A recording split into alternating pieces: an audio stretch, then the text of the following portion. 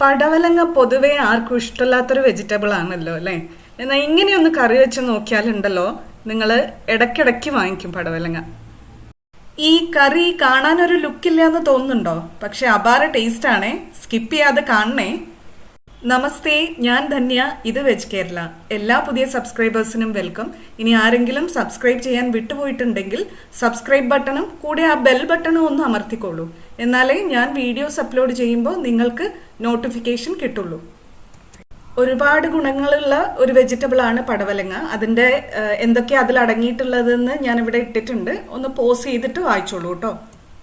പടവലങ്ങ ക്ലീൻ ചെയ്ത് കട്ട് ചെയ്ത് എടുത്തിട്ടുണ്ട്. ഒരു 200 ഗ്രാം അളവിലാണ് ഞാനിത് എടുത്തിട്ടുള്ളത്. ഇത് 2 പേർക്ക് സുഖമായിട്ട് കഴിക്കാനുള്ള അളവുണ്ടാവും. ചെറിയ ക്യൂബ് സൈസിലാണ് ഞാനിത് കട്ട് ചെയ്തിട്ടുള്ളത് കേട്ടോ. കാണാമല്ലോ അല്ലേ അതിൻ്റെ സൈസ് എത്രയുണ്ട് എന്നുള്ളത്. കട്ട് ചെയ്ത പടവലങ്ങ കുക്കറിലേക്ക് മാറ്റിയിട്ടുണ്ട്. പാകത്തിന് ഉപ്പ് ചേർത്ത് കൊടുക്കുന്നുണ്ട്. ഒരു 3/4 കപ്പ് വെള്ളം ഒഴിച്ചു കൊടുക്കുന്നുണ്ട്.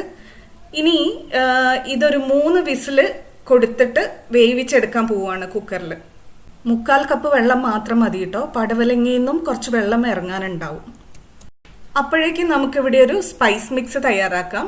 ഞാനൊരു 12 ചെറിയുള്ളി എടുത്തിട്ടുണ്ട്. ചെറിയ സൈസിലുള്ളതാണ്. വലിയ സൈസ് ആണെന്നുണ്ടെങ്കിൽ ഒരു 8 എണ്ണം വരെ എടുക്കാം. അതിൻ്റെ കൂടെ വെളുത്തുള്ളി എടുത്തിട്ടുണ്ട്, ഒരു 5 മീഡിയം സൈസിലുള്ളത് തോലോട് കൂടി. പിന്നെ വറ്റൽമുളക് എടുത്തിട്ടുണ്ട്, ഒരു 5 എണ്ണം. നിങ്ങളുടെ സ്പൈസ് ലെവലിനനുസരിച്ച് എടുക്കാം. ഇത് 3ഉം കൂടെ മിക്സിയുടെ ചെറിയ ജാറിലിട്ട് ഒന്ന് ക്രഷ് ചെയ്തെടുക്കണം. ഒരു 2-3 പൾസ് കൊടുത്താൽ നമുക്കിത് ഏകദേശം ഈ ഒരു പരുവത്തിനായി കിട്ടും. ഇതാണ് നമുക്ക് വേണ്ടത്.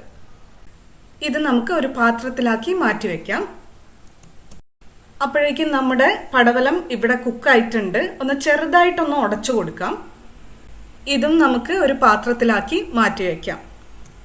ഇനി നമുക്ക് ഒരു പാൻ മീഡിയം ഫ്ലെയിമിൽ വെക്കാം. അതിലേക്ക് 2 ടേബിൾ സ്പൂൺ വെളിച്ചെണ്ണ ഒഴിച്ചു കൊടുക്കാം. വെളിച്ചെണ്ണ ചൂടാകുമ്പോൾ അതിലേക്ക് 1 ടീസ്പൂൺ കടുകും 1 ടീസ്പൂൺ ഉഴുന്നുപരിപ്പും ചേർത്ത് കൊടുക്കാം. കടുക് പൊട്ടി തുടങ്ങുമ്പോൾ അതിലേക്ക് ഒരു 15 ചെറിയുള്ളി നീളത്തിൽ അരിഞ്ഞത് ചേർത്ത് കൊടുക്കാം. ചേർത്ത് കൊടുത്തിട്ട് നന്നായി വഴറ്റി കൊടുക്കാം. ചെറിയുള്ളി ഒരു ചെറുതായിട്ട് കാരമലൈസ് ആവുന്നത് വരെ വഴറ്റി കൊടുക്കാം. ചെറിയുള്ളി ഏകദേശം പകുതി പാകമാവുമ്പോൾ നമ്മൾ നേരത്തെ തയ്യാറാക്കി വെച്ച സ്പൈസ് മിക്സ് അതും ചേർത്ത് കൊടുക്കാം. കൂടെ തന്നെ ഒരു തണ്ട് കറിവേപ്പിലയും ചേർത്ത് കൊടുക്കാം. ഇതെല്ലാം കൂടി നന്നായിട്ട് വഴറ്റി കൊടുക്കാം, ചെറിയുള്ളി ഒന്ന് കാരമലൈസ് ആവുന്നത് വരെ. ഇപ്പം ചെറിയുള്ളിയും നമ്മൾ ചേർത്ത സ്പൈസ് മിക്സും ഒക്കെ നന്നായിട്ട് കുക്കായിട്ടുണ്ട്. ഇനി നമുക്ക് ഇതിൻ്റെ കൂടെ ഒരു 3/4 ടീസ്പൂൺ മഞ്ഞൾപ്പൊടി ചേർത്ത് കൊടുക്കാം. എന്നിട്ട് നന്നായിട്ടൊന്ന് മഞ്ഞൾപ്പൊടിയുടെ പച്ചമണം മാറുന്നത് വരെ ഒന്ന് വഴറ്റി കൊടുക്കാം. ഈ സമയത്ത് തീ ഒന്ന് കുറച്ച് വെച്ചു കൊടുത്തോളൂ കേട്ടോ. ഇല്ലെങ്കിൽ മഞ്ഞൾ പെട്ടെന്ന് കരിഞ്ഞു പോകാനുള്ള ചാൻസ് ഉണ്ട്.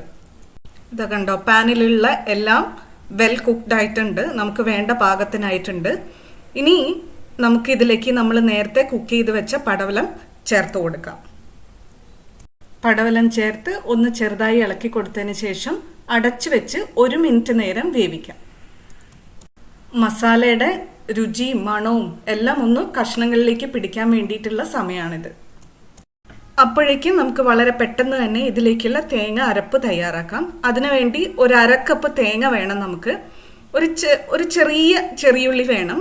ഒരു 1/2 ടീസ്പൂൺ ജീരകവും വേണം. ഇത് 3ഉം കൂടി നന്നായിട്ട് ക്രഷ് ചെയ്തെടുക്കുക. അരക്കണ്ട, ഒന്ന് ക്രഷ് ചെയ്തെടുക്കാം. ഒരു 3 പൾസ് കൊടുത്ത് എടുത്താൽ മതി. ഇതുപോലെ ആയി കിട്ടും. അപ്പോഴേക്കും നമ്മുടെ പകുതിയായ കറി നമ്മളിവിടെ തുറന്നപ്പോൾ എല്ലാ രുചിയും മണവും നിറവും ഒക്കെ ബ്ലെൻഡ് ആയിട്ടുണ്ട്. അതിലേക്ക് നമ്മൾ ഈ ക്രഷ് ചെയ്ത് വെച്ച തേങ്ങ അരപ്പ് ചേർത്ത് കൊടുക്കുകയാണ്. ചേർത്തിട്ട് നന്നായി ഇളക്കി കൊടുക്കാം. ഈ സമയത്ത് തന്നെ ഉപ്പും അഡ്ജസ്റ്റ് ചെയ്ത് കൊടുക്കാം, കൺസിസ്റ്റൻസി അഡ്ജസ്റ്റ് ചെയ്ത് കൊടുക്കാം. എനിക്കിവിടെ കുറച്ചുകൂടി ഒന്ന് ലൂസാക്കണമെന്നുണ്ട് കറിയുടെ കൺസിസ്റ്റൻസി.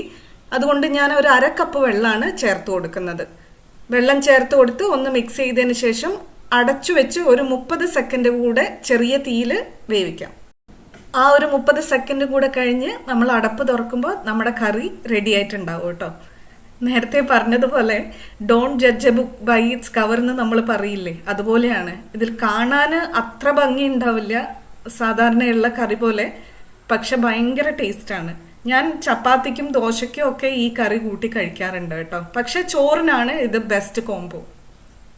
അപ്പോൾ എല്ലാവരും ഇത് വീട്ടിൽ ട്രൈ ചെയ്ത് നോക്കിയിട്ട് ഫീഡ്ബാക്ക് പറയൂ കേട്ടോ. കമൻറ്റിലിട്ടാൽ മതി. Thank you for watching. Dhanya from veg Kerala.